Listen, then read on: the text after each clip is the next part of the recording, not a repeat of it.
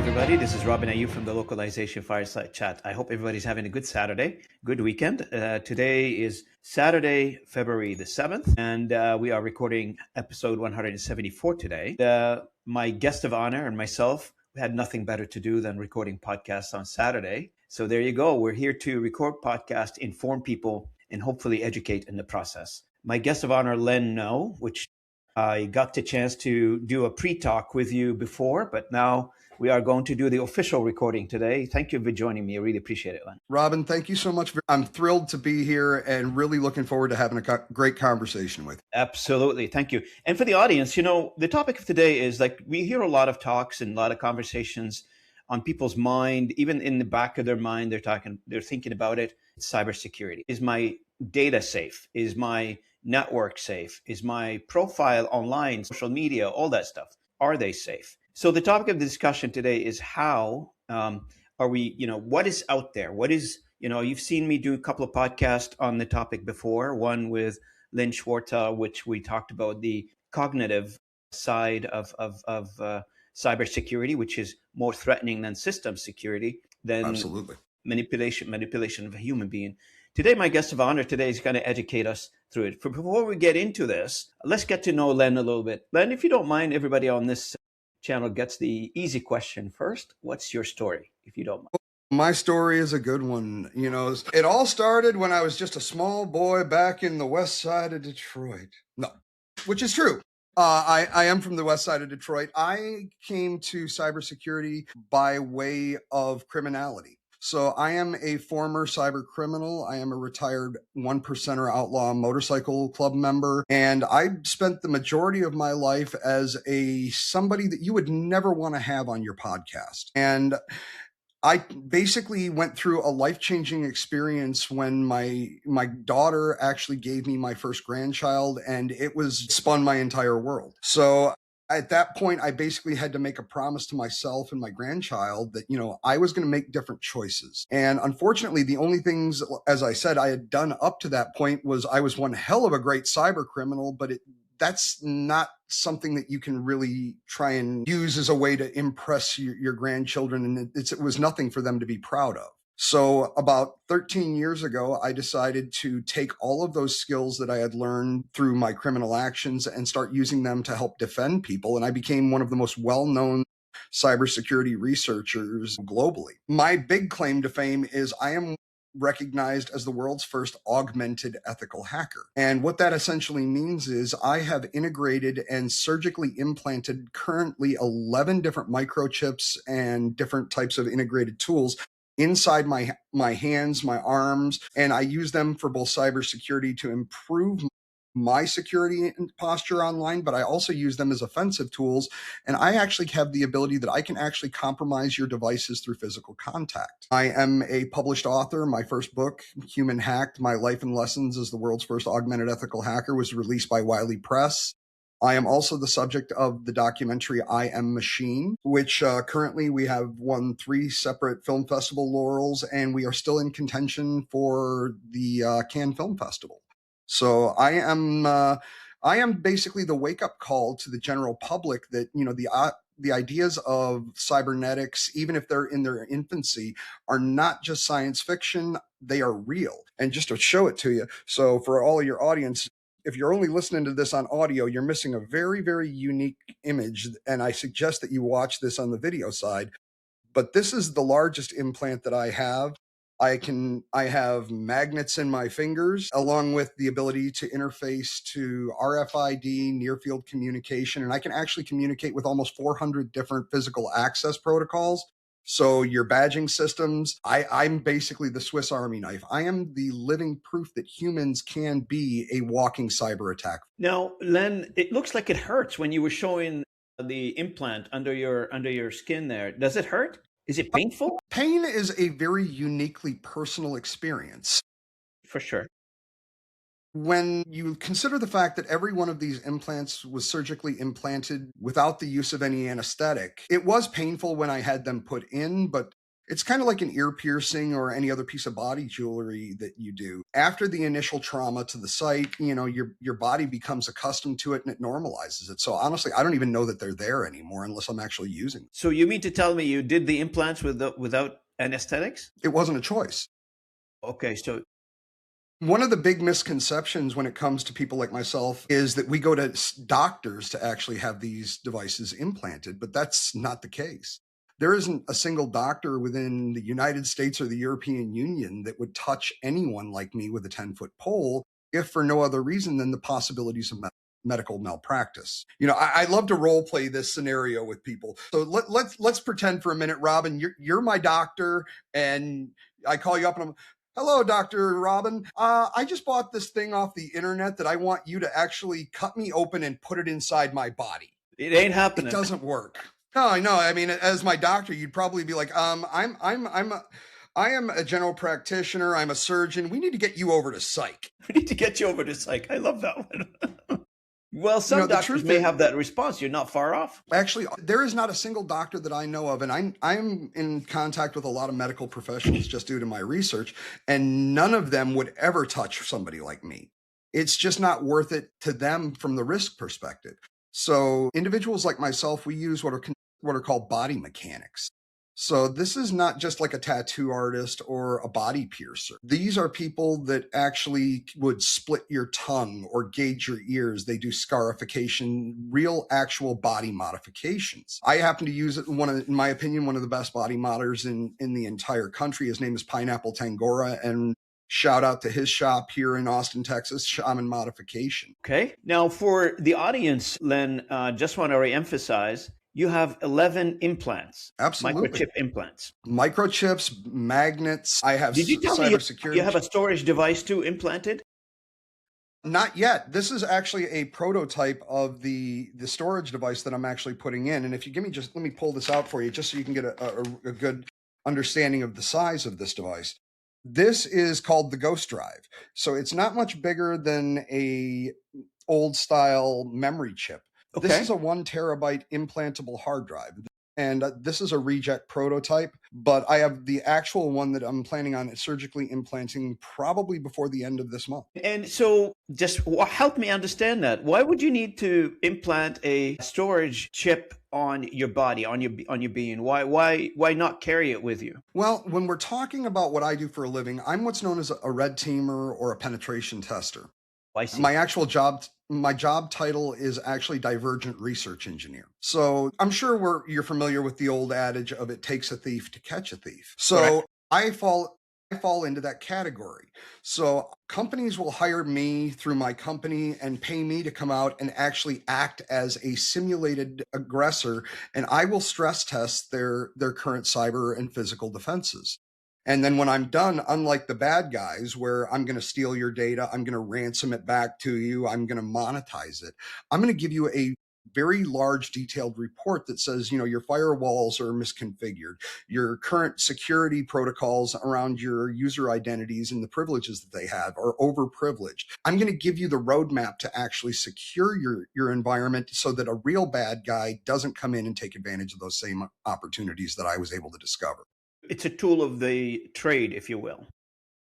Absolutely. You need them to do your job. That's what you're saying. Well, to be honest, especially here in the United States, a lot of your large companies and your Fortune 100 companies, they will have mandates that they actually have to do red team exercises once, twice, every other year, just so that their insurance companies and the shareholders know that they're taking the proper procedures to be able to safeguard the future of that company. In fact, some of the ISO standards right now, Len, are asking for those, like SOC 2, ISO. Oh, yeah. Different ISO standards are asking for that now. Well, it's not even just the ISO standards. Have you looked at some of the modern requirements to maintain cyber insurance? Yes, that's right. You need to do pen test. Everybody needs to do pen test. Absolutely. And I can do them better than most. I have the ability, like I said, just to show you a couple of other, implants. So this is a new implant, and you can see this is not much bigger than my fingernail. Okay. This is actually a blood oxygen sensor that you can actually implant into your body. So if you want it almost like an internal Fitbit, This one right here, this is actually not much bigger than a micro SIM for a cell phone. This will actually allow me to interface with almost 300 different types of physical badging systems. So if I skim your card, I can write that data down to an implant. And to circle back to one of your earlier questions of why would I want to make these things internal? This is one of the key pieces of information I discovered during the research for my first book. Actually, it was prior to the first book. But once you put devices inside your body, whether they come from the medical side of technology or not, they are still given the exact same protections under the HIPAA laws here in the United States and the GDPR laws within the European Union. So I'm really not the best at Latin, but I believe the way it's pronounced is actually mens rea, which, when loosely translated, means malicious intent. So when we look at the way criminality works, if I'm a criminal and I say skim your badge to get into the amazing, Robin studio where you work, because I know that you're an extremely safe guy. So I'm sure you've got multi-factor on your doors and your locks and everything else. These in the past, if I was going to break through a physical access, I would need either a tool like a Proxmark, a Flipper Zero, some type of device that could replay the data that was on that card, or I would need a copy or a duplicate of that card. Those scenarios where I have access to a duplicated card or a tool, that is enough for the authorities to be able to prove malicious intent. With my implants, you can actually catch me in a restricted location. Case in point, I did one pen test where I actually was able to skim an individual's badge that had access to their data center. I was able to compromise the data center, and I was caught in their server room. And they pulled me out. They stuck me in an office. They called the authorities. The authorities searched me. What were you doing? Well, all I have to do is play dumb. We've all seen those commercials on TV with the big towers with all the servers in them. I just thought it was kind of cool. The door opened. You can have me on tape. You can have me on your internal closed circuit TV. All it's going to look like is I opened the door. If they don't find a card, they don't find any kind of a tool, the worst they're going to be able to do is trespass me off your property. The problem with that is I have, as I said, a total of 11 different microchips, each with different capabilities. I don't need the one to get in the door to necessarily attack the servers that are on the other side of it. And I become a living nightmare for any type of a purple team or any type of blue team defender. I become the X value, especially if they don't know that people like me even exist. And that's kind of one of my main purposes with getting out here and talking about this.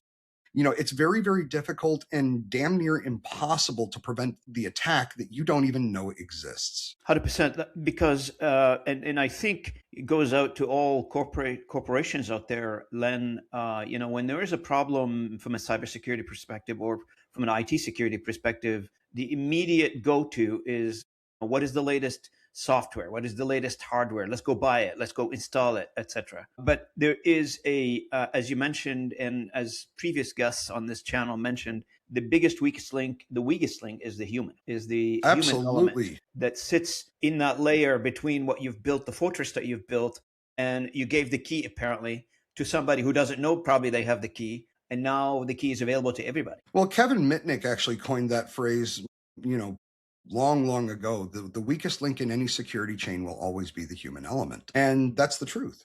But I look at this from the opposite perspective, that sometimes the strongest piece of an attack chain is the human, especially when they have the capabilities that I have. And those, I don't know, for our listeners, and I had to go through them. They give me a phishing attack. They used to give me, when I used to work for a corporation, phishing attack training. And we used to take those training on a weekly basis. It pops into your inbox. It says, take 30 minutes of your day or your week and go take the course or the small snippet of training. 30 minutes is not a big deal. But even with that, and trying to train everybody, the hackers or whatever you want to call them, the malicious actors on the outside, try to find a way to go below that and try to figure out a way around it. And people are successful. Like the training is not keeping up with the tricks, I want to say. Oh, absolutely not. I mean, and don't get me wrong, I think any type of cybersecurity training is beneficial. The more knowledge that we can put into our end users, the better they are. You brought up They are phishing. your I first have an line of attack. defense, aren't they? They are the first line of defense. Yeah. They're the first line of defense and sometimes the last line of defense, especially depending on what type of privileges they have. You brought up phishing. I mean, one of my attacks that I do is I'll use this large implant on the top of my right hand, and this is a combination RFID and an NFC microchip. Hmm. And one of the things that most people don't really take into consideration is the fact that every modern day cell phone has near field communication built in. NFCs. Yeah.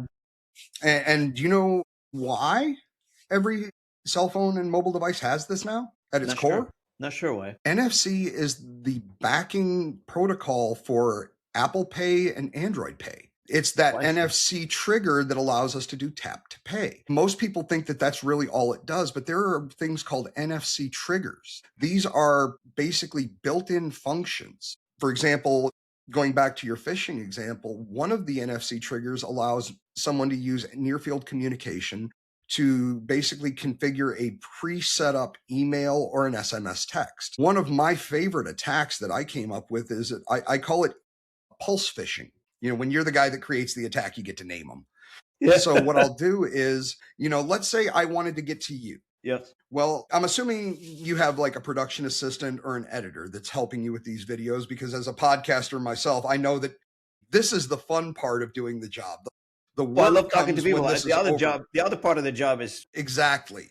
So what I would do is I would actually target your editor. I would target your production manager, your production assistant, somebody within your organization, but I wouldn't come after you directly.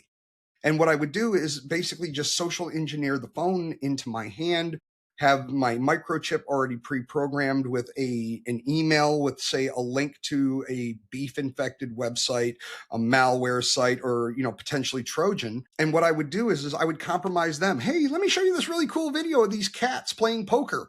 And the minute the phone gets in my hand, this microchip has a coil large enough that it will actually read to the receiver of the device if I'm holding the phone in its natural orientation. Let me ask you a question, Robin, and this is not hypothetical.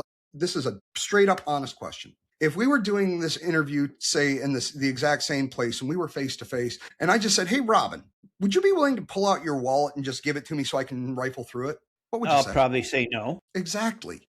But if I said, "Hey, Robin, let me see your phone. I got this video or this website that I want to show you."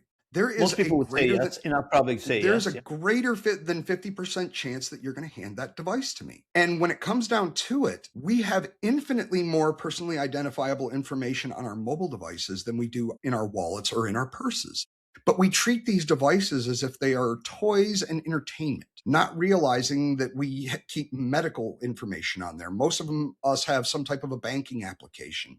We have things like PayPal, we have Venmo, we have Cash App. And that's before we even get into the discussions around the BYOD, or bring your own device methodology, that most companies are now using for their employees. How many people have Office 365? How many people have Salesforce? Some type of enterprise application that is now also residing on a personal device. And, I remember I've been in IT now for almost 35 years. And I remember the old days where we had the RSA actual tokens, the little That's right. key Yeah, it used to be fob a that would keychain. change. Absolutely. And I remember if you had communications. I mean, I worked for a very large financial company doing human resource work. Starts with A and ends in P. We're not going to tell you who it is. And I remember when I was on call, we would get a second cell phone that they would give us while you were on call, because you couldn't mix corporate and personal because of the liability to the organization. Well, now it's just common play. And in doing so, these companies are potentially opening up pathways for an attacker like myself to compromise a mobile device. And if you don't have application isolation set up correctly, I'm going to ride those tunnels directly from that mobile device right back into your company. A lot of people, like, this is very helpful, by the way, because a lot of our audience don't understand how the mechanics of these things works. All they know is I lost my credit card, I got to call the bank, I got to terminate the credit card, or for some reason my password doesn't work anymore, or my computer got locked. But nobody knows exactly how these things. This is so educational. It's very rare that this conversation is being had on anything, really, on any podcast out there, and I appreciate it. It's I'm grateful very for the educational. opportunity. No, I really like it because a lot of people they think it's hypothetical. They think it wouldn't happen to me, and it's happening to them on it. Even if you're not paying attention, or you are, I don't know. Some people are oblivious, I guess. But even as you open Facebook or you start putting information out there, the cat is out of the bag. Your information is out there. Absolutely. One of the things, and you brought up a very dear friend of mine, Mr. Win Schwartau, and, his idea of cognitive security. Well, to add on, and I'd love to go down that rabbit hole with you, but one of the things that I've even told Win, I think part of the cognitive defense that we're not talking about is the need for individual sovereignty and but protecting our individual identities. You brought up social media. Oh my God. In my opinion, social media is going to probably eventually be the downfall of Western civilization. And I know that's a dramatic statement, but it's taken us to a point where we are more concerned with the group mentality, the mass mentality, and the likes and the dopamine hits that come from that we're giving away pretty much everything that makes us unique. I did an experiment. I have 3 daughters. I took my youngest daughter and went back within her Facebook feed and just started looking for personally identifiable information. And I used as my litmus test the standard questions that we get when we sign up for a new account somewhere, those self-service portal recovery questions. I found the address to our home when she was a child. I found the name of the school, her elementary school, junior high school, college. There's a picture of her with her first car. There's a post that she put up when my in-laws passed away. So there's my wife's maiden name. Every single thing we would have looked at from as an older generation as things that we need to keep private, they've actually already broadcasted out and made public. So I think in addition to the cognitive security, we also need to start having a better understanding of what is the value of our own individuality. Because there's that old saying that, if you can't figure out what's for sale, the answer is probably you. And if you look at things like X, Instagram, Facebook, all of these social media companies, they're not charging you for their service. So they have shareholders, and they are million-dollar companies. Where do you think they're getting their money? One of the things that it's always on my mind is the data. The human being is becoming data. Not becoming, it already is. Everything we do is being out there as data. I've got Google Home in my office. I've got Google Home around the house. My phone. Sometimes I'll be talking to my wife about going on vacation. All of a sudden, I've seen ad about where I'm going. It sort of puts you in that frame. So the biggest question, I guess, on a policy side, maybe, or the us individual needs to start pushing for is who owns the data. I mean, if I'm becoming the data as an individual, if the system is dissecting me into datas and bits and bytes and whatever you want to call it, don't I have the right for that data? A. And No. B, 15 years ago, somebody wrote, this is another one too. 15 years ago, I've known this reporter. She works for CBC Radio. She wrote an article, I think it's still online somewhere, I don't know. After somebody's passing, who owns the data footprint, or they call it the electronic the digital footprint of that individual? What happened to that data? Or that people pass, and we're all gonna go there at some point. But after us, what happened to the data? Who owns it? If you look at any social I can media answer that very platforms. easy. The company that you signed up for. And if you think I'm wrong, I'm going to take a step back from this, because I think this is a very valid point that I think your listeners may really get an understanding from. Is when you sign up for any service, you get what is called an EULA, which stands for End User License Agreement. And how many people actually read it? I mean, if you agree, that's it. Yeah, everybody wants the convenience, but the devil is in the details, as they say. I mean, I remember looking, and I did a talk on this about 3 or 4 years ago, and it was called Resistance is Futile. We're Already Borg. And if you think about this from the Star Trek reference of the Borg and how they would assimilate people to becoming more technological, and they would basically become part of the larger collective, we are not being assimilated through force. We're being assimilated through our own choices. For example, if you take a look at some of the biggest data harvesters out there, Google is at the top of the list. If you think I'm wrong, and for the Apple iOS, iPhone community, don't think that you guys are any different. But if you want to know how deeply Android has gotten into your life, go look at your locational history. Everywhere you go, that mobile device is plotting that where you were on a map that you can actually go back. Same thing with iPhones.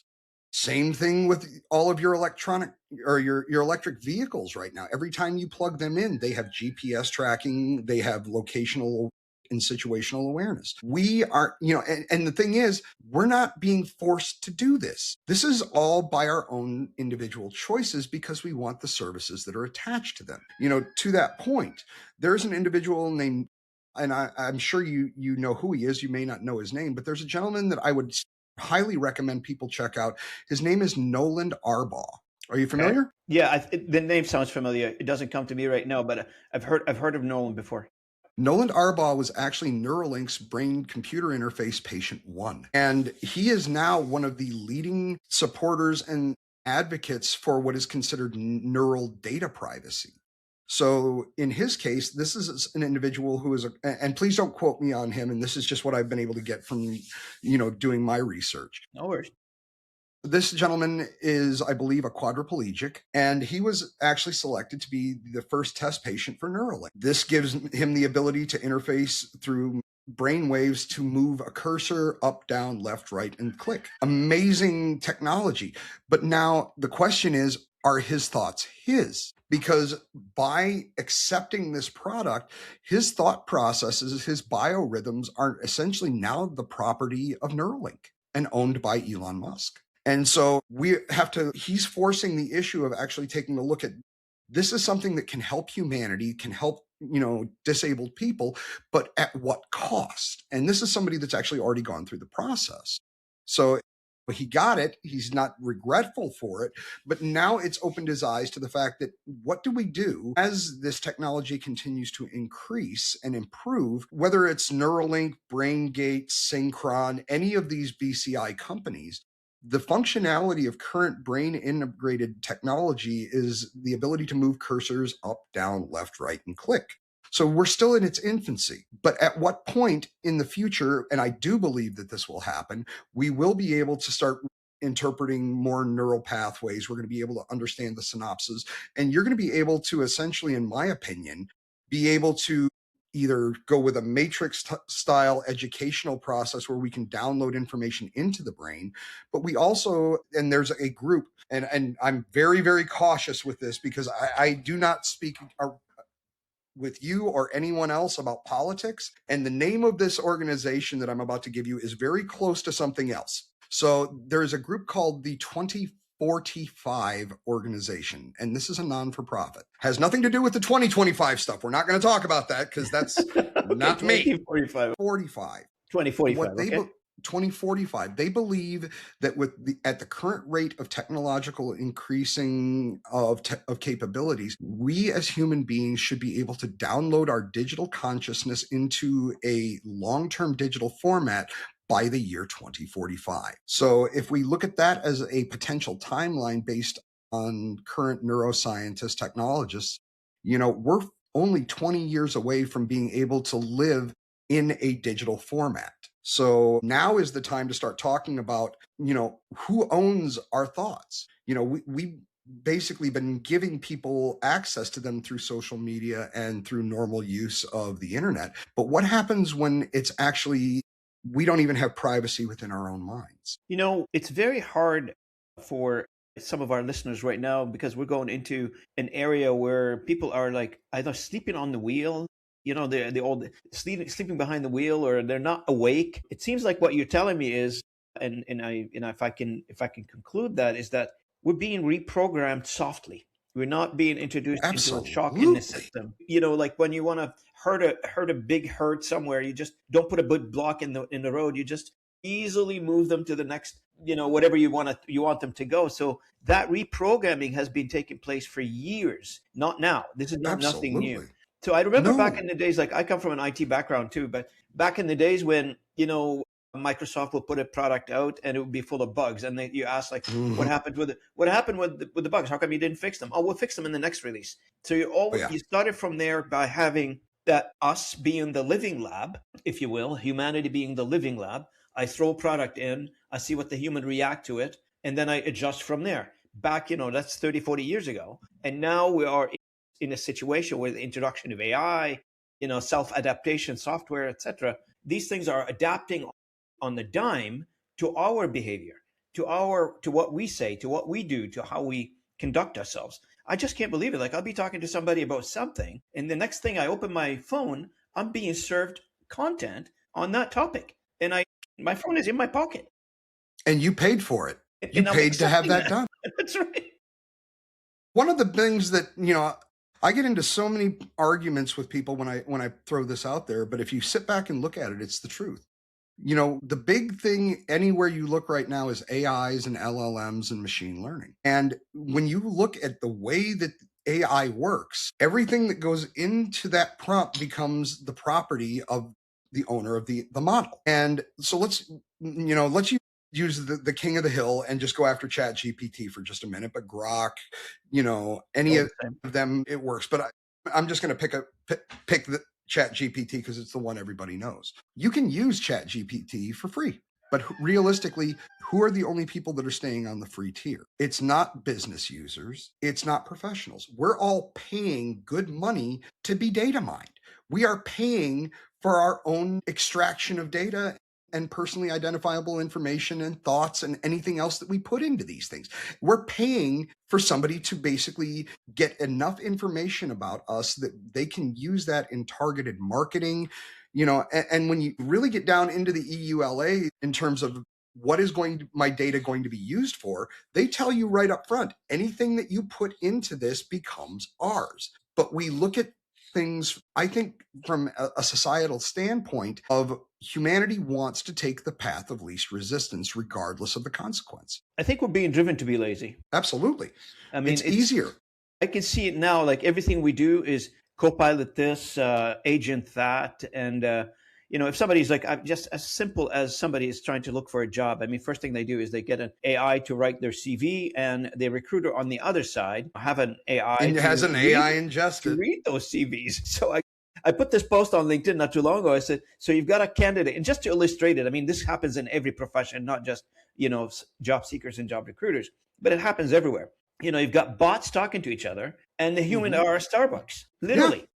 And that's what makes it easy. And, to me, I read an article on futurist.com about 2 months ago, and being somebody who is an augmented, I'm tatted up, I love body modification.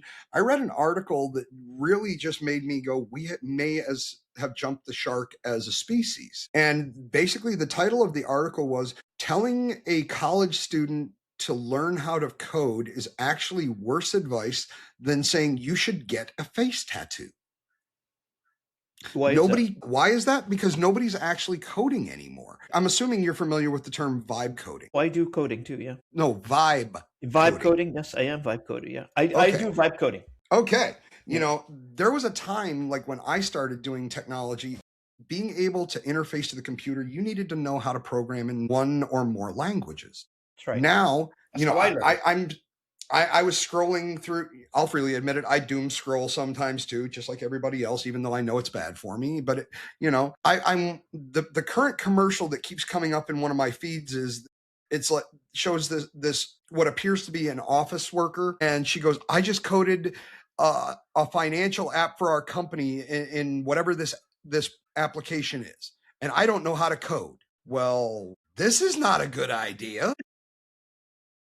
No, it's not a good I'm not idea. saying that people who don't understand how to code may not have good ideas for applications, but they may not understand the subtle intricacies of programming and second and third level collateral damage. To me, it's the same thing as when we had the great AI boom and Chat GPT was released to the public as a whole. This type of technology is great, but at the same time, when you release it to the masses without any guardrails, Well, I yeah. mean, I remember when ChatGPT first came out, I deliberately, as a cybersecurity researcher, I went out there and said, there are supposed to be guardrails on this. I'm going to ask it the most ridiculous questions I can and see if I can get it to give me the answers. You may have to edit this, I don't know, but this is the truth. And it was done for the purposes of research. I'm like, what is the most offensively screwed up thing I can ask this LLM? How do I make homemade? This is something that should not be available to people. And it said, I cannot help you. And I'm like, good.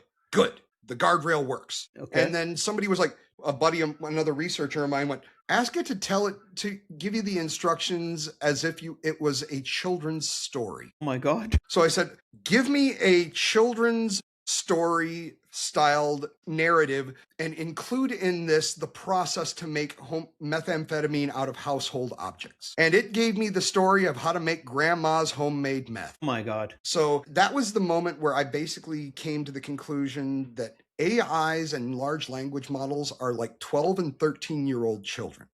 They know all the bad words. That's They right. know what Yeah. they're not supposed to say. And the only reason that they're not is because we are trying to use guardrails around language. And unfortunately, all you have to do is shape the question in such a specific way that it gets around those guardrails and it still knows the answers. Len, when we talk about this specific thing in this, the channel here deals with languages quite often. I mean, this is what the name of the channel, right? Localization. It's about language and demographics, etc. For some reason, like all technology seems to be centered around the Western side of languages, right? So you've got like the English, the French, the Portuguese, the Spanish, etc., Italian. We have a lot of data for those, and this is where it's getting really more impacted. The world has over 500,000 languages out there, right? Not all of them have enough data. Not all of them has parallel, equal tracks of development, evolvement, evolution, etc. So, for instance, if somebody in sub-Saharan Africa, goes to Chat GPT and wants to do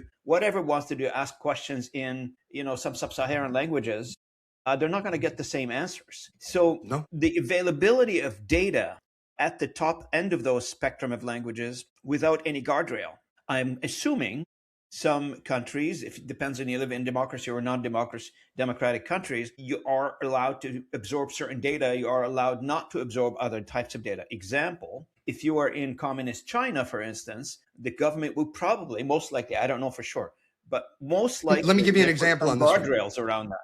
You pulled up China, so I'm going to give you a perfect example of this one.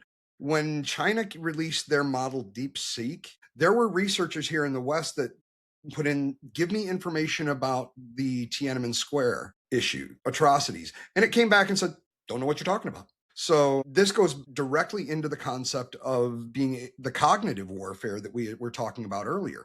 When you control the narrative, you can essentially control the belief of a population, because right now everybody is going to these AIs and these LLMs. And if you ask me, I'm waiting. One of the big things I'm waiting for when it comes to legislation and things around AI and LLMs is I'm expecting them to be basically ingested by the government. Because at what point do we start to accept the fact that these are the tools that are currently shaping policy? They are shaping the local identity of the people, because this is where they're going to get all of their information.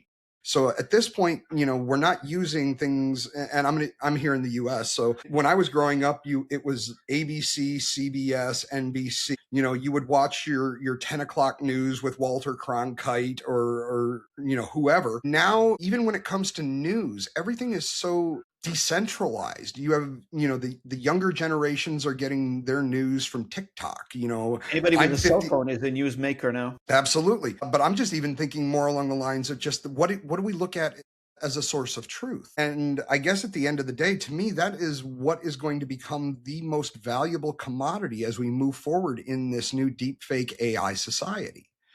I love to talk to people about this, and I'd love to get your thoughts on this one. But I'm currently living in a model that I'm waiting to see how it actually plays out. I have two grandchildren. We're going to call one of them J, one of them G. And they're roughly about the same age. They're about between 9 and 11. G has been raised homeschooled from day one. never been in front of a screen, lives on a farm, has chores, takes care of animals, and is very, very independent. You can put her in a room with nothing else in it, and she's okay. I mean, she is so independent that she actually, one of my favorite stories about her is she had a canopy bed, you know, like a little princess bed in her room, and it was beautiful. Well, she outgrew it. She decided she didn't want to wait for her mom and dad to come in and take it down. She went out into the garage, grabbed her dad's toolbox, brought it in, figured out how to disassemble the entire canopy part of the bed. And by the time my daughter walked into the room, it was all sitting neatly piled up and over. She is very independent, but unfortunately, she is growing into a world that is requiring understanding of digital technologies and digital processes. Then we have Jay, who, from the time she was about 6 months old, had a phone in her hand. And by the time she was a year and a half, knew how to surf YouTube successfully, bypass commercials, find what she wants to watch. She also told us at age 5 that she wanted to be an influencer. She is At age 5. extremely age 5. She said she wanted to be an influencer. And if we look at her capabilities and her ability to interface to the digital systems that are a part of this world, she's great. But if you take away any of those electronic devices, she will have a complete meltdown. She does not know how to be okay as just herself. And we've had these philosophical discussions. At what point do you introduce technology? At what point is too much technology? How do we regulate the children? I'm living in a social experiment, and I'm watching the outcomes on a daily basis. And I'm not saying either one is better than the other, but I will say I think both of them are going to have very unique issues as they grow into adulthood. I think this goes to what you were saying earlier, Len, that since the humans are the subject and they become the experiment, they become the product, they become everything, really. Hmm. So, why do you think, data companies, or what did you call them, the Google of the world, want to wait till you become Data miners. 18, data miners, to become 18 and then, get it? It's not like going to, your drinking age, whatever the drinking age in your state. In 21. Canada is 18. I know. I grew up in a suburb of Windsor called Detroit. Oh yeah, there you go. I'll be honest with you, off subject for just a second, but a funny little anecdote. Growing up in Detroit, we all loved turning 18 because we have the bridge and the tunnel. And all of us that were in Detroit on our 18th birthday wound up over in Windsor, and we came home either in the trunk or passed out in the back seat. So I love Canada. It's I love that those border towns are very fun. And off topic a little bit, the folks from Vermont in Montreal during the Grand Prix is like the place to be. They all end believe up it. there. But the point is, I was trying to make is that, look, the objective here is to collect as much data as possible, as early as Hmm. possible, and as late as possible. And Hmm. so, if they really can collect data, well, before you were born, before an individual is born, I don't know how they're going to be able to get that. I think they can get that through the mothers, but they do get the chance to collect data early age until end of life. Huh? And that's one thing, especially here, and I don't know how it is in Canada, but I know how it is here in the US. Have you ever looked much into the GDPR laws in Europe? That's right. Yeah, I took a training on it. Yeah. The right to remove is the one thing that I think is missing here in the West. Yeah, we don't have the right to remove here. No, you have to hire a company, and it's crazy. Yeah, to me, that is the biggest thing. And it comes back to what I was saying earlier. We're doing this of our own volition. We're clicking the little checkbox that says, yes, I am willing to give up all of this personal freedom just so I can have access to this shiny new digital widget. Yeah, that's right. And, I can sit there and preach you can stick me in the middle of Times Square in New York with the amplifiers from Motorhead, and I could sit there and preach till I'm hoarse about the dangers, the consequences. But we've all drank the digital Kool-Aid over here. Yeah, that's right. And, the truth is, all of my daughters, even having me as a father, and the fact that I've been doing this for 30 years, they are some of the worst offenders of giving up their rights to what I consider to be our God given individuality. They're just giving it away. Yeah. And there's nothing I can say and do that's going to make any difference to them or any of the other people. I'm grateful for the opportunities and to present these types of materials, because I think maybe there's going to be a handful of people out there that are going to hear this and go, maybe I need to look into this. I'm not asking anybody to decide to come and join the ranks of the transhumans and start getting microchips and things shoved in their body. But what I will say is hopefully this conversation will at least open the eyes to a lot of people that we exist. Not all of us are threats. Most people use these types of technologies as a replacement for key fobs. It'll get them into an office building. I mean, there's even an implant that you can put a Tesla valet key in your arm so you can just get in your car and drive. And these are meant to be tools to enhance the human condition. But just like anything else, cocaine originally was used as a surgical anesthetic. Anything can be misused.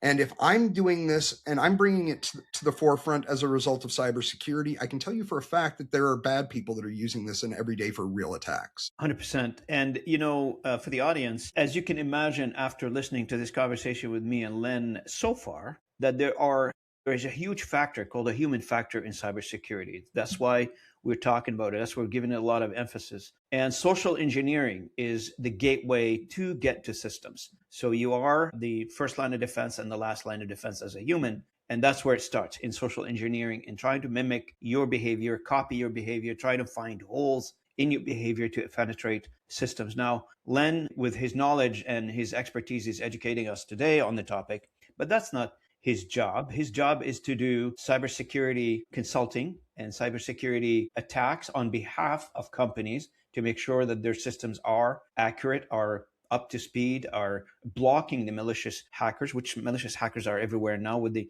speed of AI, I'm assuming they can spin out, malware in no time, and they can Oh, I'll give spin you, them out like it's not crazy. even the malware. The stuff that I'm more terrified of is we're seeing multiple new variants of polymorphic malware and polymorphic viruses.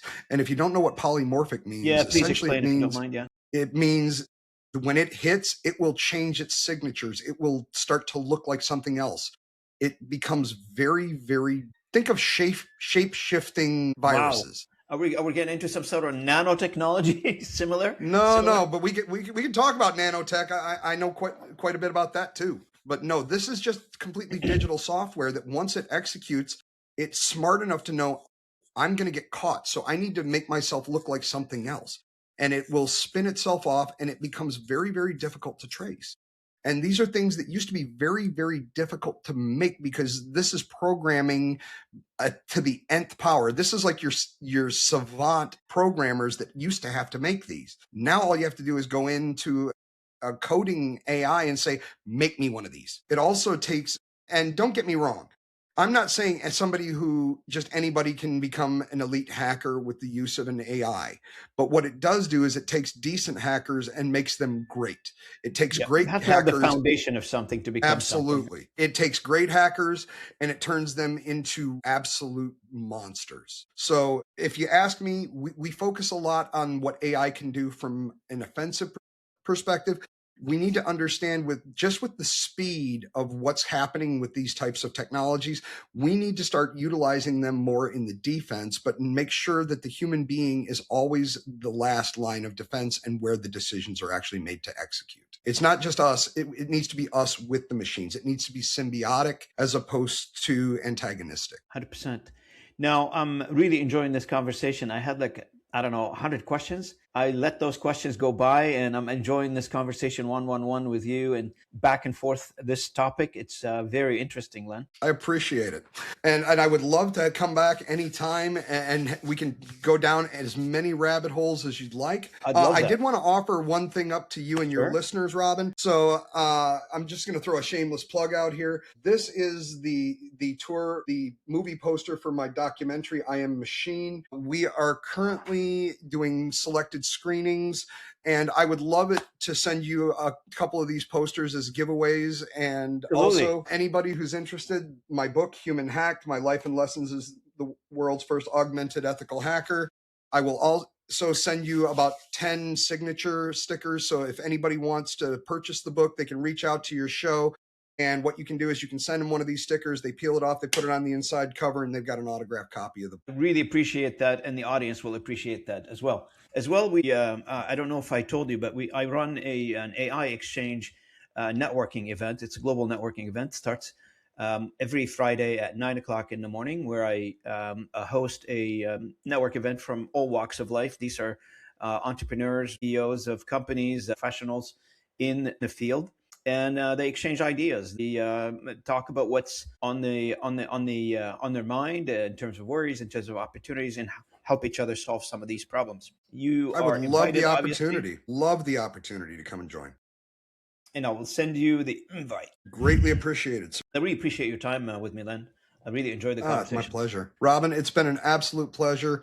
If anybody's interested in getting in touch with me, you can check out my website, www.i-in-machine.com. You can find me on LinkedIn at LENNOE. And if anybody's interested in having me on, just reach out to my publicist, Latanya O'Kelly at the O'Kelly Factor. We really appreciate you, Len. I appreciate what you do. This is very important, what you do. You're teaching everybody where the blind spots are in cybersecurity, which we all need to know that. I welcome you to the AI Exchange. I'll include you in my invite. And for the audience, I hope you enjoyed this one. I hope this episode has taught you a few things. It did to me, to be honest with you. I've learned a lot from Len today and in our conversation. And if you're coming on YouTube, please like, share, subscribe. And I thank you for watching us. And if you're coming on the audio streams, thank you for listening in. And also, if you haven't done so, you can register or subscribe to my blog post where I summarize these conversations into a consumable content, which takes you about 2-3 minutes to read. And we'll put the blog post for every episode on our blog post site. So I want to thank you, everybody, for listening into this conversation, and I'll see you at the next episode. Thank you so much, man. I appreciate it. Deuces.